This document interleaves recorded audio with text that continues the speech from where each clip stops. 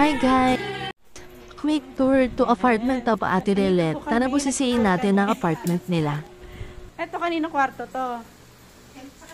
Okay, natin na lang. Dito pala si Pastora Chin. Sino dyan? Sino dyan? Si JP. Dito si Kring. Kring, sorry. Minidyo. Sa YouTube channel ko na lang makikita. Ano naman yan? Minsan lang pumapasok dun. Ano naman yan? Room pare, master bedroom. Ito na. Okay.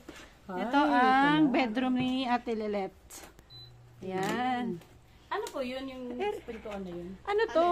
Ano lang siya? Air cooler. Kasi Air wala kaming cooler. aircon. Kailan ka magpapa-aircon? Bawal mag-aircon? Bawal kasi magbutas. Okay, Ito yung terrace. Terrace. Hindi, room ko yan. Anong room? Sana. Ay, room. Ito dito, CR. CR to? Yan.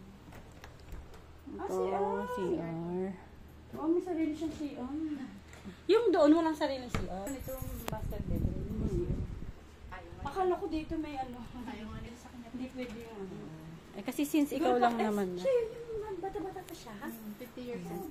Ay, yung bata pa sige. Alam, ang pogi na. Ano na? Ayan o. Oh. Diyos ko, inanuhan niya yung magulong ano. Di okay lang yan. Tayo sa ano lang to, YouTube lang. Libro. Saan ko lang yung mga ano. Mga kwarto. Sobrang yung mga naghakot. Hirap na hirap. Nakailang balik. Ano yung isang malaking Truck. ng lalamove. Okay. Ibig sabihin ito, Ano, ganun ito. Dito na namin inassemble. Second na nag-assemble niya.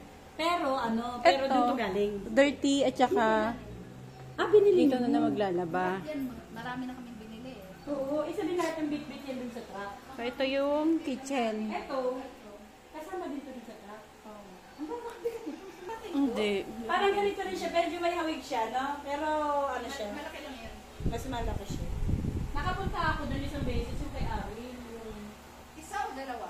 isa lang. Yung kay Ariel, yung ano ba yun? Yung aalis na siya business.